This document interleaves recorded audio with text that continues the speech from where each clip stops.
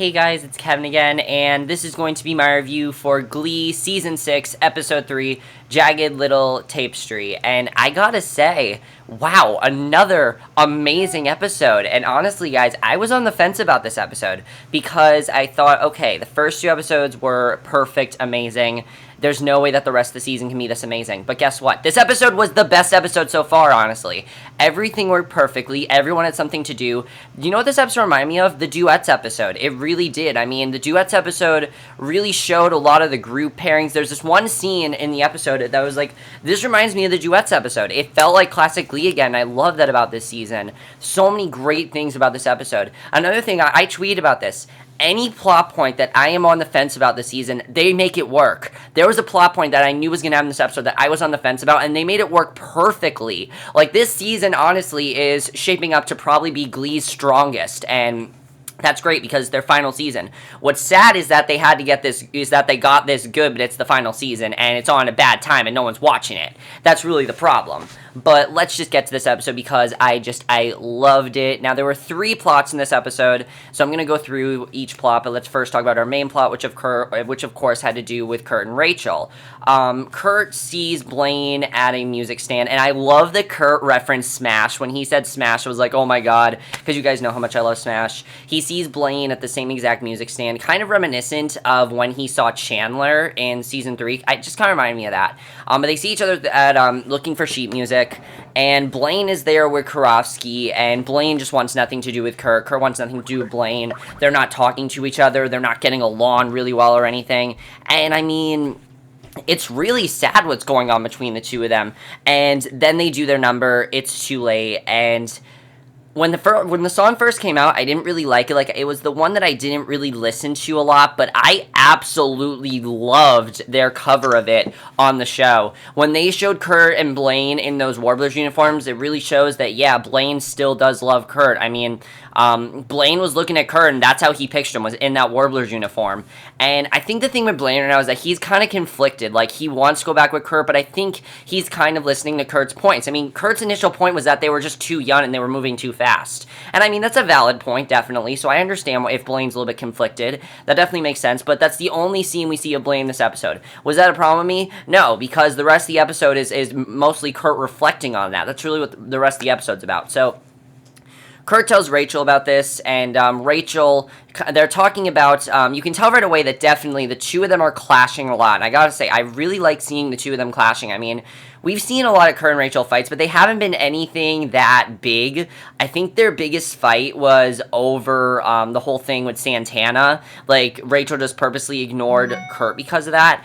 But this fight was honestly over something, you know, that was good, and I'm glad they fought over this, because I like it, because, I mean, you gotta have that conflict in there. I mean, think about it. They've never had 2 people run the Glee Club. The only time that's happened is when Sue, was the co-director because she forced Will to make her the co-director. That's really the only time that happened. So with Kurt and Rachel, you know, they're fighting a lot. They don't really know what to do. You know, Kurt is talking about how they should do something classic because that's what Will always did. You know, a Carole King album, Tapestry, because he wants to do breakup songs. But Rachel wants to do something a little bit more modern. You know, something more for the kids to enjoy, something they listened to when they grew up, and that was Alanis Morissette's Jagged Little. So what they decided to do is combine both lessons together, and I think that's actually a pretty cool idea. I mean, it wasn't a mashup week, but they still combined the 2 lessons together, and I thought that was a really cool idea what they decided to do. I definitely really enjoyed that. Really good idea of them. So they tell the whole Glee Club about this, and one of the things that I do like about this season is that, you know, they pushed the newbies to, like, the back last season. Well, they're not exactly doing that. What they're doing is they're only focusing on them when they need to. Like, the thing is, you guys may be saying, well, I don't like that they don't have their own individual plot. Now, I was kind of thinking that myself, but honestly, the reason that Marley, Jay, Kitty, Ryder, all of them were not really well done characters, like they really were, like we really did not like them, was because they focused on them way too much, and their storylines just got so uninteresting. And while these newbies are so interesting now, Marley, Jake, Ryder, and Kitty, they were all interesting before they started focusing on them. When Marley was first introduced, she was so interesting, and I really loved her character. You know, when Jake was first introduced, I really liked his character. But now that they're not, you know, when they started focusing on them, I got really annoyed about it, and I feel that that's why they're not doing it, because they don't want us to get annoyed by them. And really, it's just they're pushed to the side because they're just the Glee Club. They are the Glee Club. There's nothing really to say about them, and I like they're not doing that. That's something I am enjoying. So they give them the assignment, and the Glee Club is kind of hesitant. Like Roderick, Jane, Mason, and Madison, they don't really know what to do. They're kind of like, Jane's kind of doesn't, Jane's like, oh, so what should we do here? So Brittany and Santana decided to give them a few pointers. The alumni decided to stick around.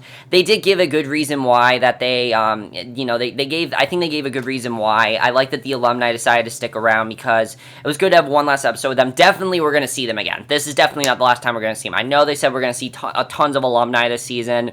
That's definitely is not going to be last time. I know we're not seeing them in the next episode, though. Hopefully they give a reason why they go away. If they don't give a reason, then fine, but I like that they are actually giving reasons, definitely. That's one of the things this season is so full of, is continuity, which I love. It's the last season, so they have to be. But basically, they decide to go first, and that scene between Brittany and Santana, oh my god, I loved it. It reminded me of their scene in Duets when they were on that bed having sex, and they weren't really into it, because, that was when they were, like, first starting, and, Santana was kind of questioning her sexuality, and I gotta say, I loved that scene. I definitely really enjoyed the scene where Santana talks about how Brittany is, makes her feel so good and everything, and is the best thing in her life, and she loves her, and she even talks about possibly moving to New York with her, which I really like seeing. I also love seeing Santana make fun of Rachel. I mean, that's just something that's always going to happen, is Santana making fun of Rachel. It's always going to happen. Even though they're really good friends, that's always going to happen. I love seeing that with Santana and Rachel. That's just one of the best things about their friendship.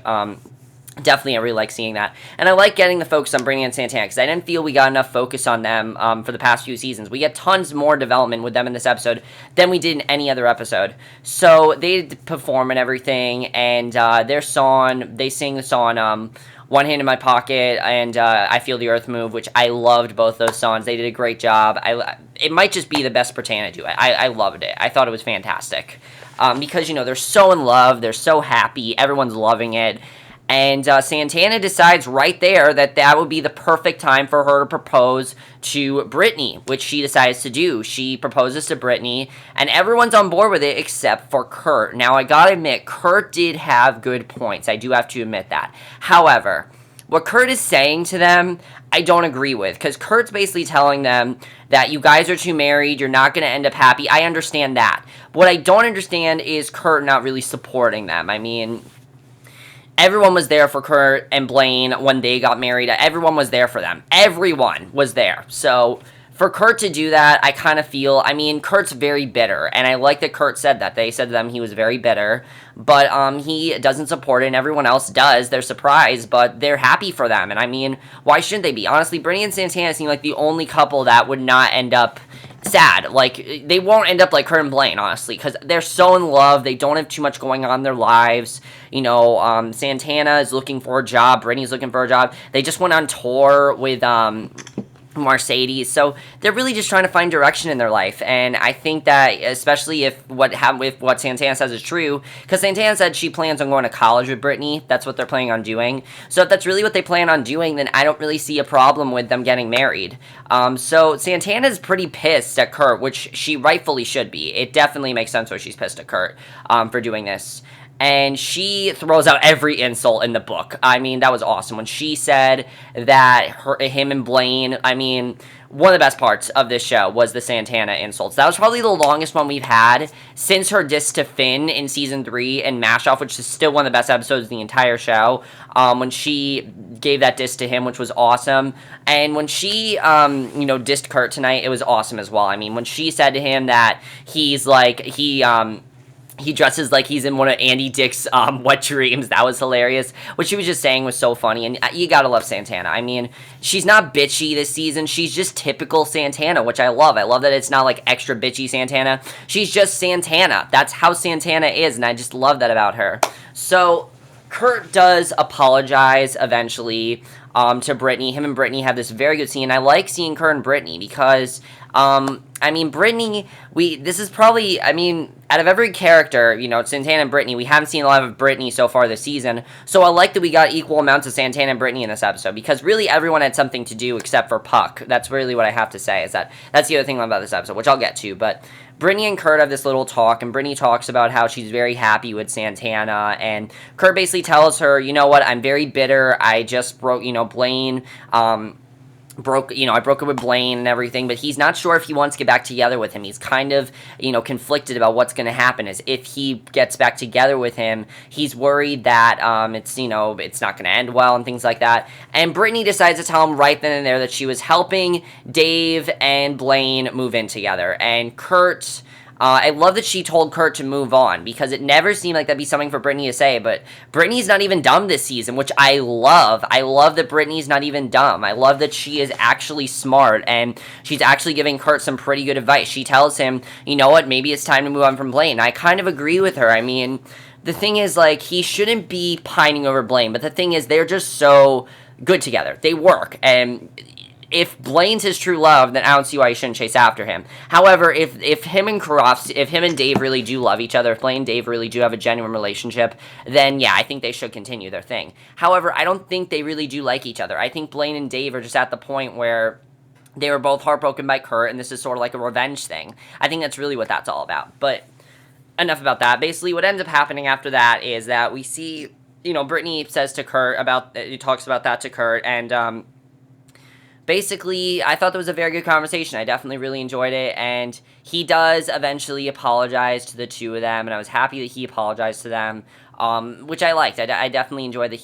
we did that. But then when we come back, we see Jane and Mason singing, and as I said, they didn't get a ton of folks. I was kind of at first was you have them sing, but you don't really have a plot with them. But then I'm like, wait a second, who really cares? Because this season's not about the newbies. It's about the characters, and it's about how far they've come, and it's about what they've done in the show. So focusing on Jane and Mason, if we were to focus on the newbies, it would not be satisfying. Seriously, all we need to know is that they are Glee and they're in the Glee Club. Fine. I don't like that. I like that we're not really focusing on them. Really, the only newbie we're focusing on is Spencer, and that's fine because he's not part of the Glee Club, so it makes sense why we're focusing on him.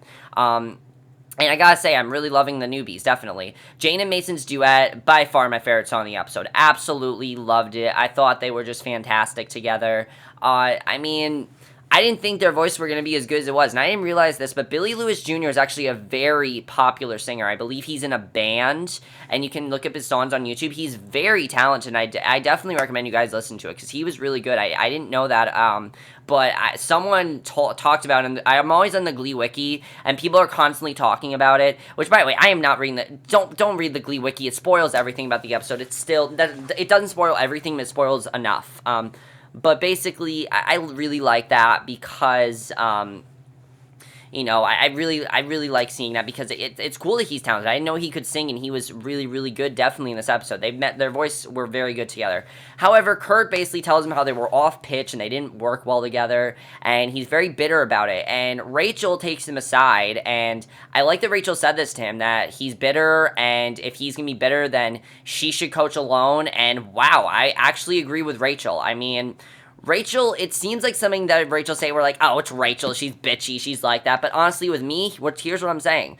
I agree with Rachel, because, if Kurt's gonna be a bitch about everything and just gonna keep bitching on people because he's so upset about what happened with Blaine, then why is he even here? That's not what he's here to do. What he's here to do is to judge people, is to, give people criticism, be a good teacher to them, and motivate them. But I did like what Kurt said, that she's only telling them what they want to hear, which is true. Rachel basically told them that they're amazing, that they have a real talent, and, I like they actually talked about getting them ready for sectionals. They actually talked about, are they ready? Because, really, if you think about it, I don't think Will ever really thought that through. I really don't think so. I mean, he just thought immediately, all right, guys, we gotta go to sectionals. Will never really thought that through, and I like that Kurt and Rachel kind of thought about that in this episode. They thought about, you know what, maybe these kids aren't ready, which I definitely like seeing. So...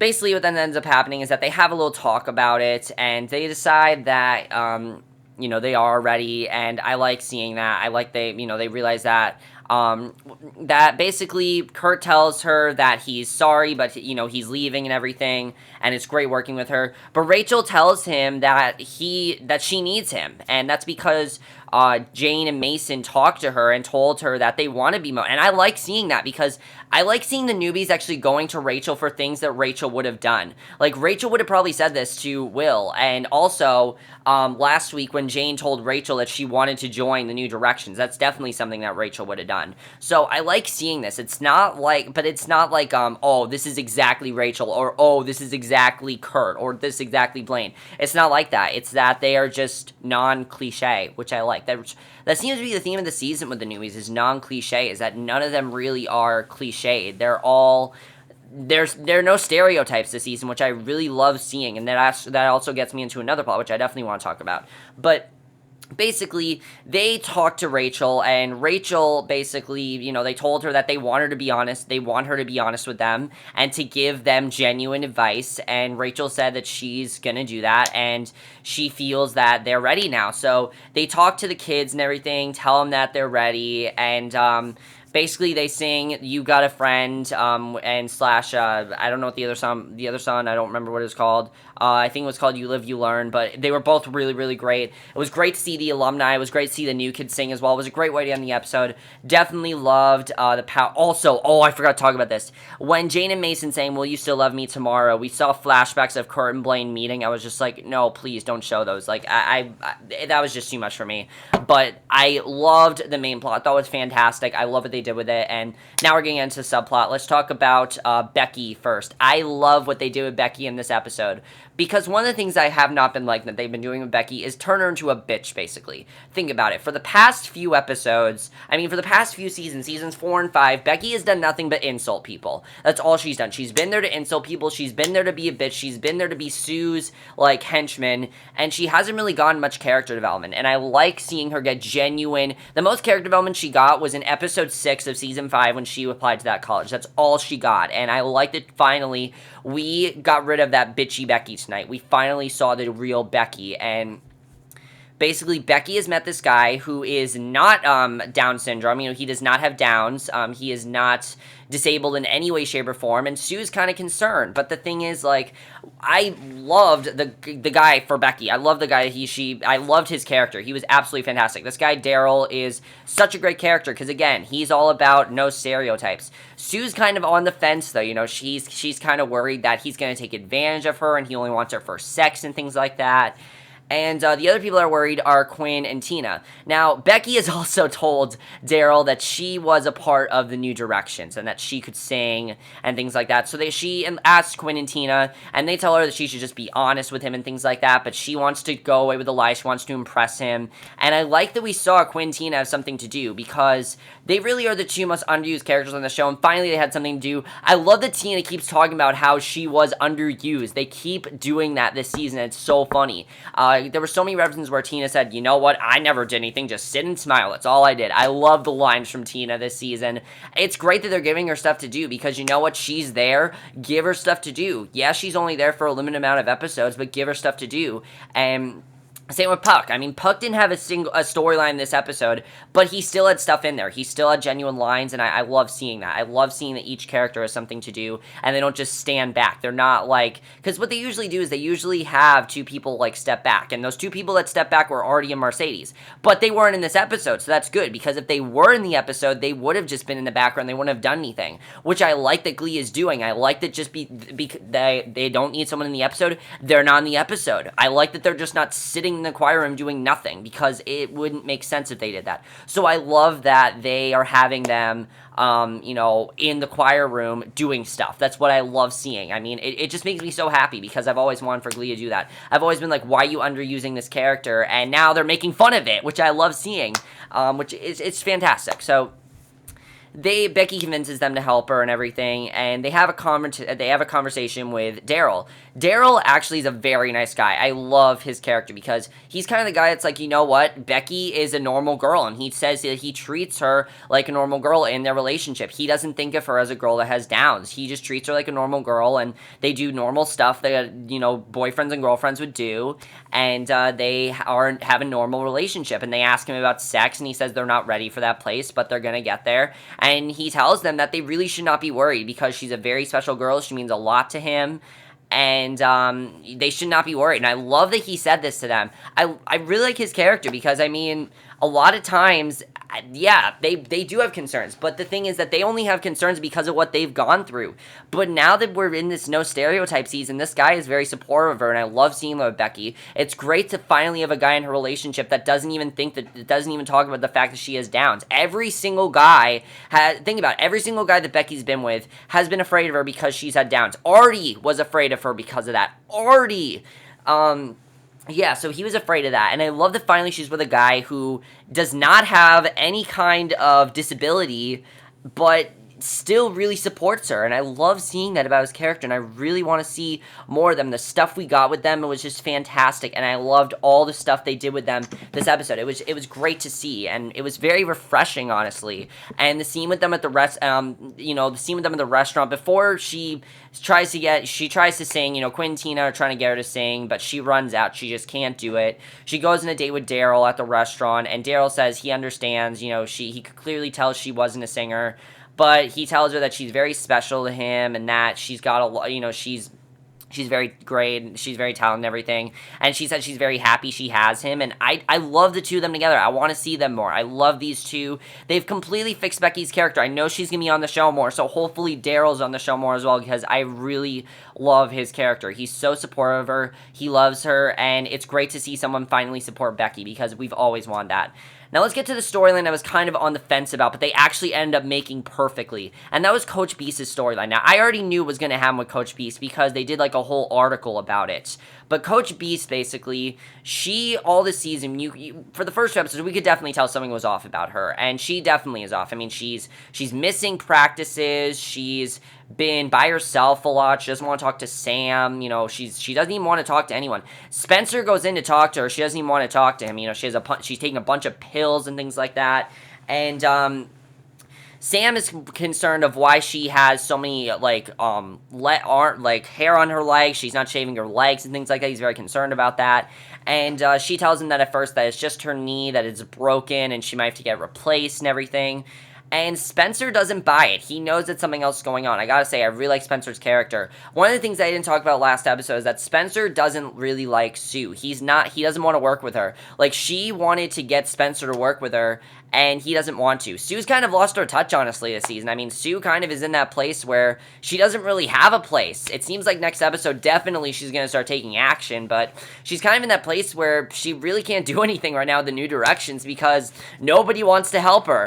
This guy, Spencer, thinks that she's dumb for doing that, so he doesn't want to help her with that, and I love that he didn't listen to her blackmail. I don't think that's ever happened to Sue, and I love that about his character. But he purposely actually wants Coach Beiste to get fired because he doesn't feel that she's doing her job and wants her to get fired, and I honestly understand why. I think that's interesting that happens. And basically, Sue confronts her. She's very concerned, obviously. So Sue talks to Coach Beiste, and the symptoms that she has, she thinks that Coach Beiste has cancer. Now, when they said that, I'm like, okay, maybe they're not going to do what I thought they were going to do with their storyline.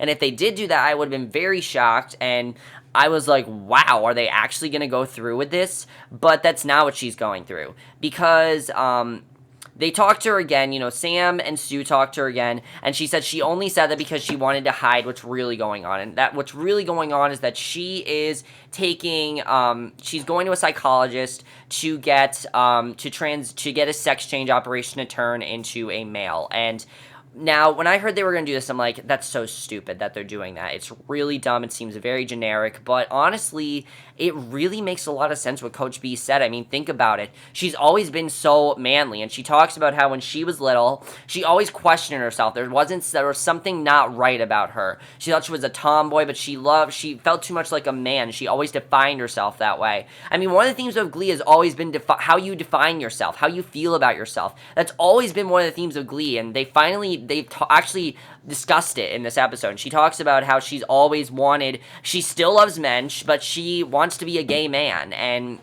she wants to be a man, and that's how she sees herself. She defines herself that way. And I love seeing that with Coach Beiste because it really makes a lot of sense. I mean, everyone's always thought of her that way, and I love that they did that. Now, Sue at first doesn't seem like she's going to be supportive of her, but Sue tells her that she's very supportive and she'll do whatever she can to help her, and I love seeing that. I love seeing everyone supportive of Coach Beiste. That was fantastic. Love seeing that. That was so, so great. Love the character development with her character. The stuff they did with her was so great, and I loved it. And that's basically everything that happened in the episode, and I gotta say, I loved the episode. Everything just worked so perfectly. Every character had something to do. Nobody was pushed to the side, as I said. Nobody was sitting in the choir room with nothing to do, except for Roderick and Madison. But it doesn't matter, because they're in the Glee Club. That's their storylines, that they're in the Glee Club, and they're competing in sectionals.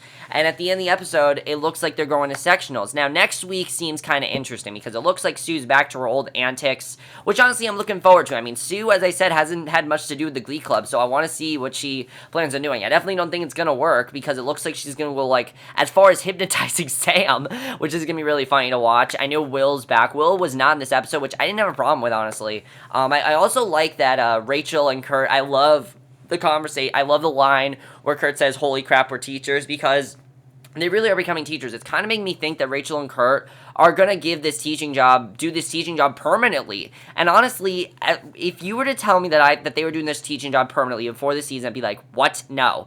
But honestly, I love seeing them in this position, and I wouldn't mind that. I wouldn't mind if they do this permanently. I wouldn't mind if they end the show with them teaching permanently. It's what makes them happy. They enjoy doing this. They're enjoying it. They're working well as a team, so why not do it permanently?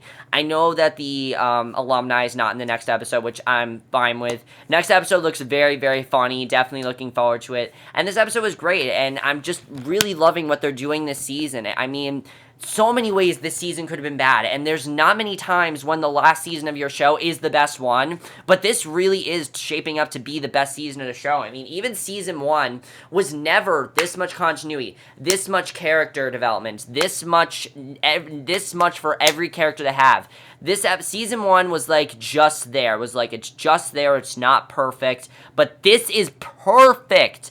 Absolutely perfect. I thought New York was perfect. No, New York was nothing compared to this. New York was, someone's here in New York for no reason. They're just visiting. You know, they didn't actually give a reason. They give reasons now. They're making fun of things that happened in previous seasons. They're making fun of them being underused as characters. They're only showing people when they need to show them. They're not giving people storylines that don't make any sense. They're not turning people they're not making them funny characters. They fixed so many things this season. They fixed Becky's character in this episode. They're fixing Sue's character. I'm actually enjoying Sue this season. I mean, I found her really annoying in season 5, but I'm actually enjoying her. I think this whole Sue kind of under the bus, not really knowing what to do with the new directions, is actually very funny to watch, and I'm looking forward to seeing what she's actually plans on doing. I doubt it's going to work, though, because it seems like this season Sue doesn't have much she can do. I love that they turned Brittany and actually made her smart this episode. I love that she wasn't dumb, because it seemed like they were just having her have dumb lines. Sam, it seems like Sam's kind of in the position where he's kind of the silly one. I mean, Sam's always been more of a comedic relief, so I can understand if they just want to make Sam just fun. I can understand that. The Kurt storyline was great. I loved everything. I love what they're doing with the newbies. I just love everything about the season. It's such a great season. Oh my god, I'm just loving everything about the season.